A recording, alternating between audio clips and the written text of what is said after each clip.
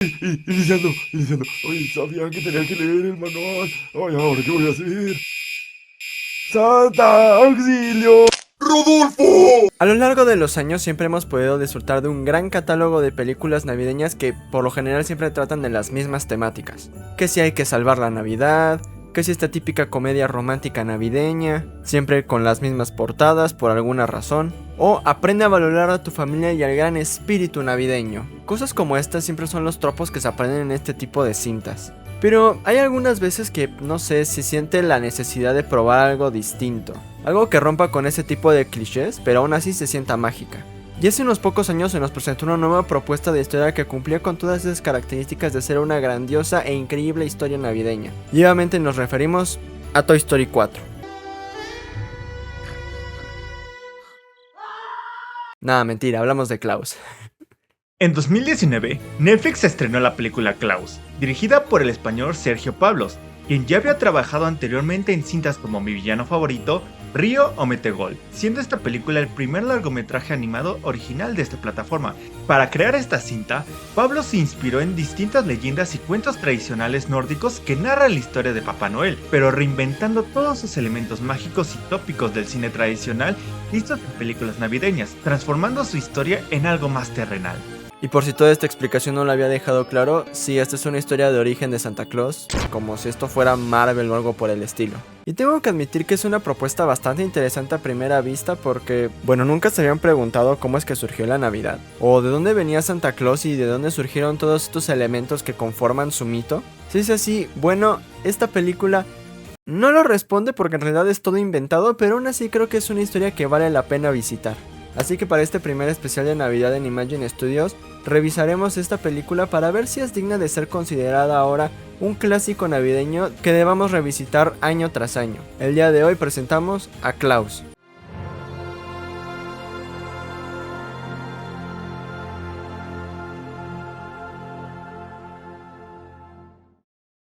Sin nada más que decir, empecemos. Pese a ser una película navideña, esta empieza de una manera un tanto peculiar, mostrándonos una especie de campo militar de carteros. Ah, no, esperen, es la Real Academia de Carteros. ¿Quién diría que ser mensajero fuera algo tan peligroso como para requerir el entrenamiento del Capitán América? Pero más adelante veremos que en realidad sí era bastante necesario. Luego se nos presenta nuestro protagonista, Jesper. Un joven mimado y despreocupado que se la pasa todo el día holgazaneando solamente porque es el hijo del dueño de la academia. Pero toda su vida cambia cuando su viejo le pide que se ponga a jalar en un pueblo alejado de la vista de Dios llamado Smirensburg. Espero haberlo pronunciado bien. Con la condición de que tenía que juntar 6000 cartas en un año o si no lo iba a desheredar y lo dejaría en la calle. Todo esto para que aprendiera un poco de disciplina y conociera lo que es el mundo de verdad. ¡Pero mira estas manos! Estas son las manos de un trabajador. Por cierto, Smearsburg está basado en un lugar real de mediados del siglo XVII. Se trató de un asentamiento ballenero holandés ubicado en la isla de Ámsterdam, Svalbard, Noruega. Hoy en día se encuentra totalmente abandonado. Y por la reacción de todos ahí parece que es un lugar bien culero, pero creo que ni él mismo se imaginaba lo que se encontraría cuando una vez que llegó estaba todo en ruinas, con las casas hechas trizas, los niños más creepy que he visto, algo así como si fueran, no sé, los parientes de los locos Adams, pero mucho más turbios, y gente ocultando un costal bastante sospechoso. Me recuerda a mi hogar. A eso súmale que toda la gente en este pueblo se la pasa peleando entre sí todo el tiempo, al punto en que ni siquiera los niños pueden convivir entre sí yendo a la escuela. Y la única maestra que hay en el pueblo ahora se dedica a vender pescados en ese lugar.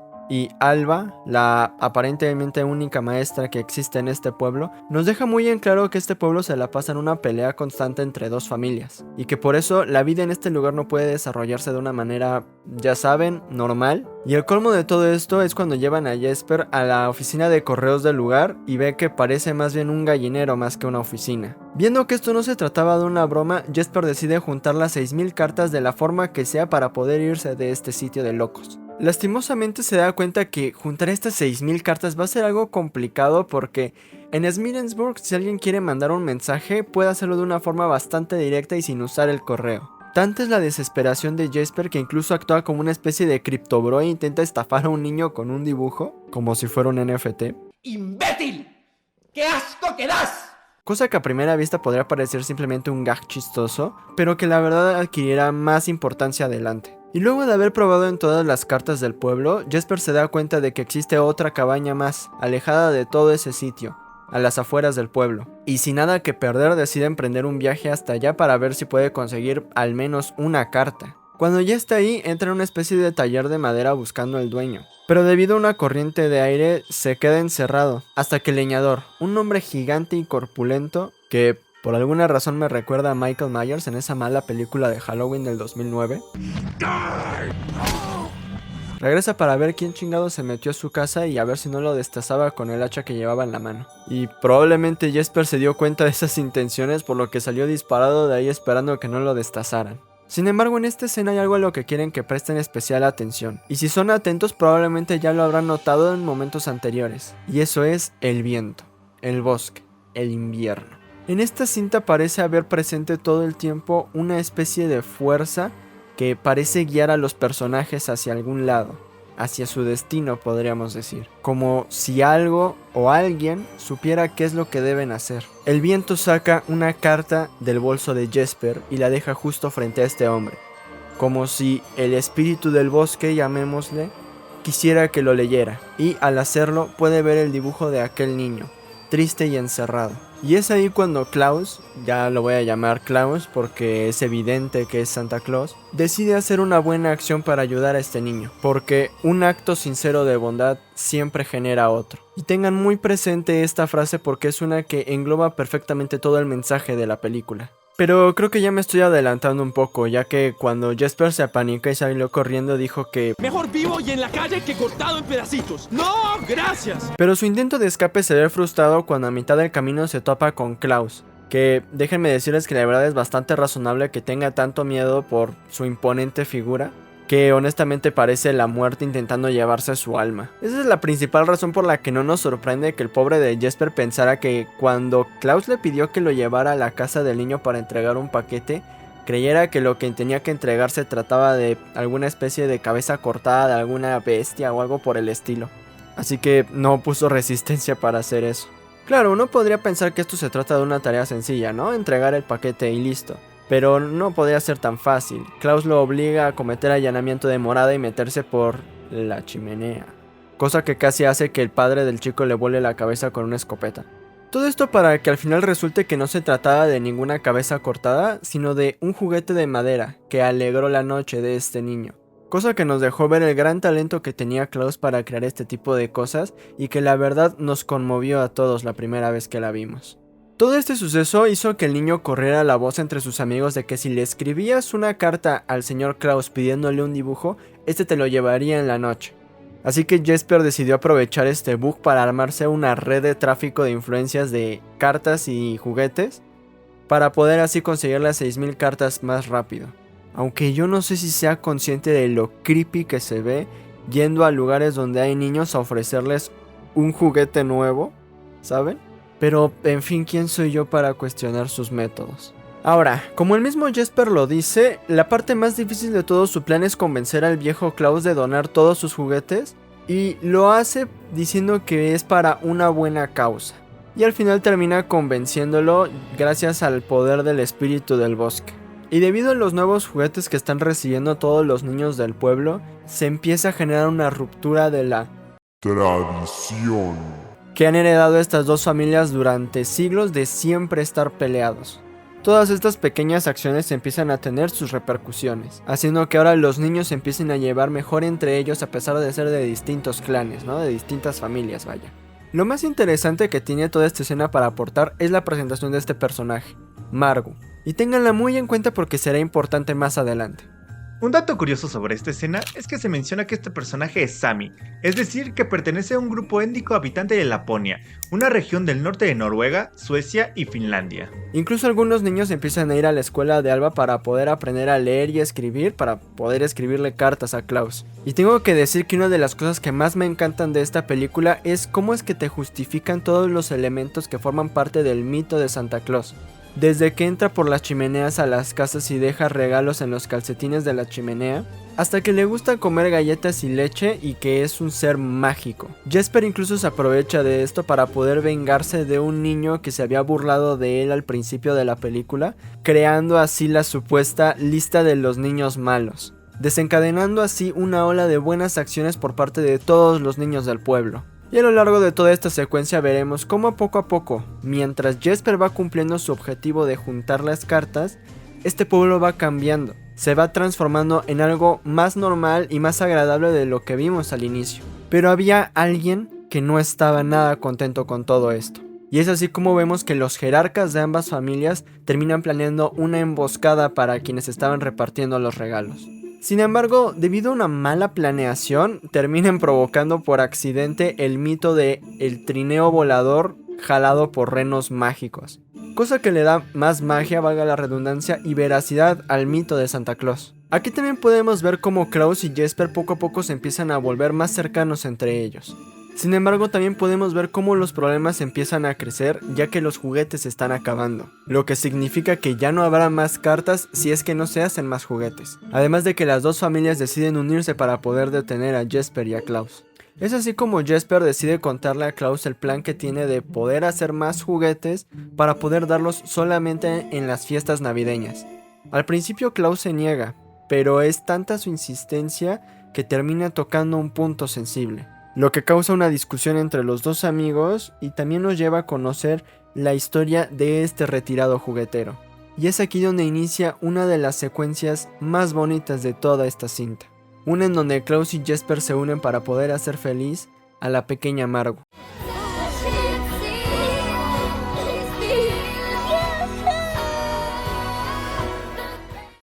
Se nos cuenta que Klaus antes tenía una esposa llamada Lidia, con quien deseaba tener muchos hijos, los cuales fueron la principal inspiración para que él se dedicara a hacer juguetes durante tanto tiempo.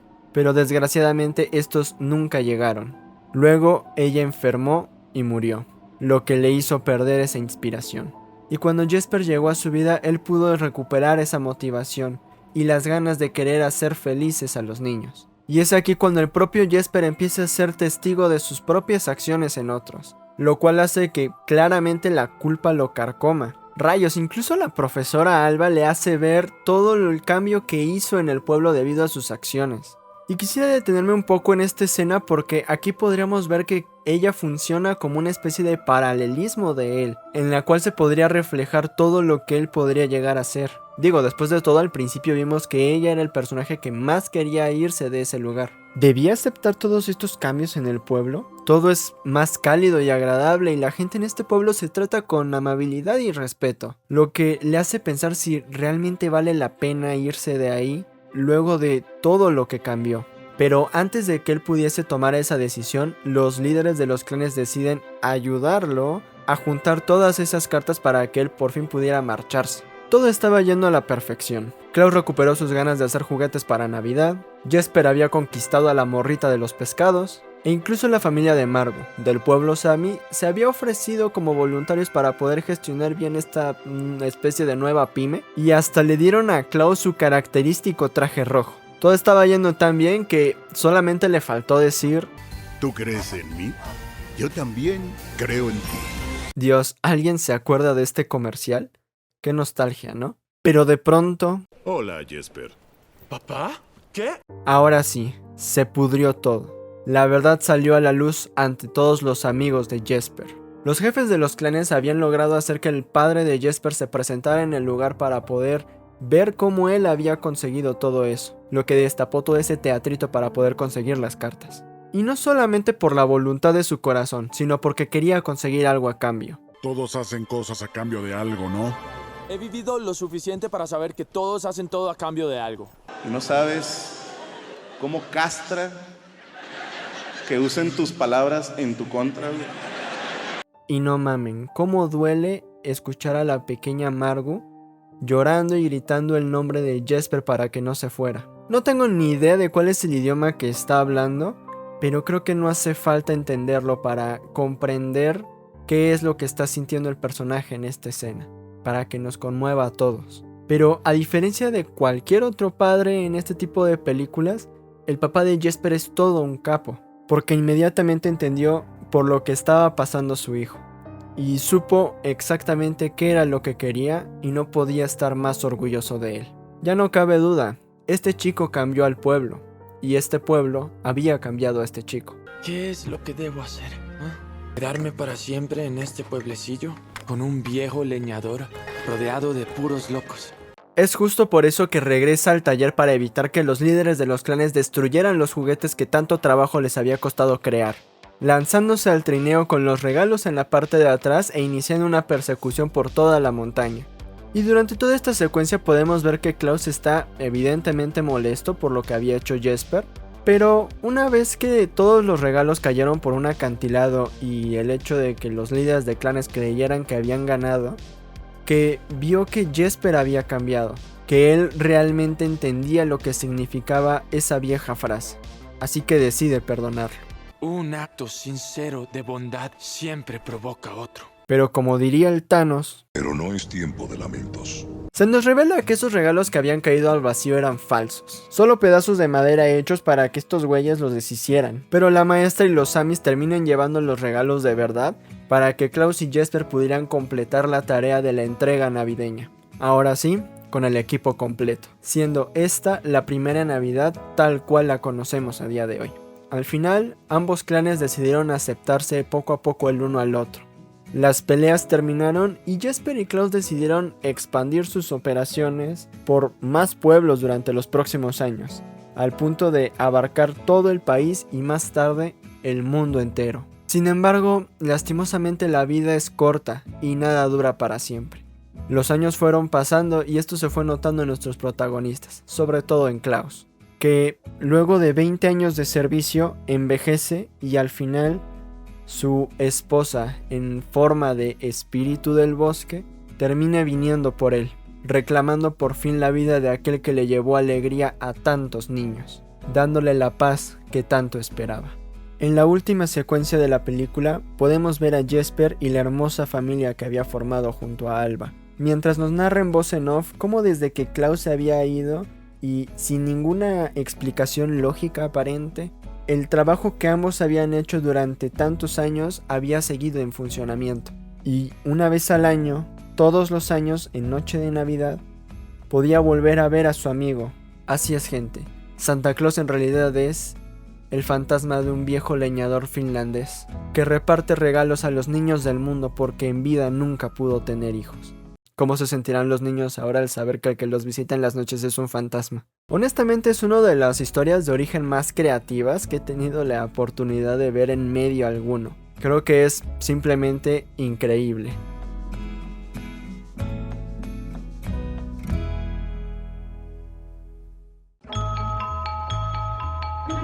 Al final, creo que todos estarán de acuerdo con nosotros si decimos que esta es probablemente una de las mejores películas animadas navideñas que puedes ver a día de hoy. Porque si bien creo que ya es muy conocida la típica trama de El Mentiroso, creo que esta película emplea bien ese tropo y lo maneja de una forma distinta. La trama del mentiroso hace referencia a un protagonista que hace algo moralmente cuestionable al principio de la obra, como mentir o engañar a un gran número de personas para conseguir un objetivo, y que al final afronta las consecuencias de sus propias mentiras, solo para demostrar que realmente ha cambiado y que no es la misma persona que vimos en un inicio. Sin embargo, creo que una de las cosas más interesantes que tiene esta cinta para ofrecer es el cómo te explica todos estos elementos que conforman la tradición navideña del personaje de Santa Claus. Ya saben, un hombre viejo y gordo que tiene una gran barba blanca y usa un llamativo traje rojo, entra a las casas a través de la chimenea en noche de Navidad y deja regalos a aquellos que le enviaron cartas y se portaron bien durante todo el año, y carbón a los que se portaron mal. Algo que creo que ya todos conocemos, pero que, como dice Jesper al principio de la película, nunca nos habíamos explicado el por qué o cómo había sido la primera vez que esto se hizo. Uno de los puntos más altos que tiene esta cinta para ofrecer es su estilo artístico. ya que utilizaron una revolucionaria técnica de animación llamada Klaus Light and Shadow, el cual consiste en hacer una animación base de 2D dibujada a mano, pero complementar las luces y sombras con herramientas digitales para darle más volumen. De esa manera, se simulan ciertas texturas que revitalizan la animación tradicional, además de agregar ciertos elementos y efectos con modelos 3D, como vehículos o renos, siendo así uno de los primeros largometrajes que podríamos catalogar como animación 2.5D. Pero aún así, esta película perdió el Oscar a Mejor Película Animada en 2019 contra Toy Story 4. ¿Por qué no mejor me jalas la riata? Fue uno de los robos más descarados e indignantes de toda la historia de los premios, porque no solo esta película tiene uno de los mejores estilos artísticos que ninguna otra haya tenido, sino que además cuenta una gran historia con un gran mensaje que sin duda se nos queda grabados en las memorias para siempre, con ese final tan hermoso que tiene. Pero no, decidieron darle el Oscar a La Cuchara, que es una basura. ¡Ah! Entonces, al final de todo esto, ¿podemos considerar esta película como un clásico navideño digno de ser visto todos los años? Bueno, si luego de ver este análisis esa respuesta no te queda clara, pues vuelve a ver el video, carajo, que no quiero repetir lo que ya dije. Pero en resumen, sí creemos que esta película merece ser revisitada más constantemente y recordada por los próximos años.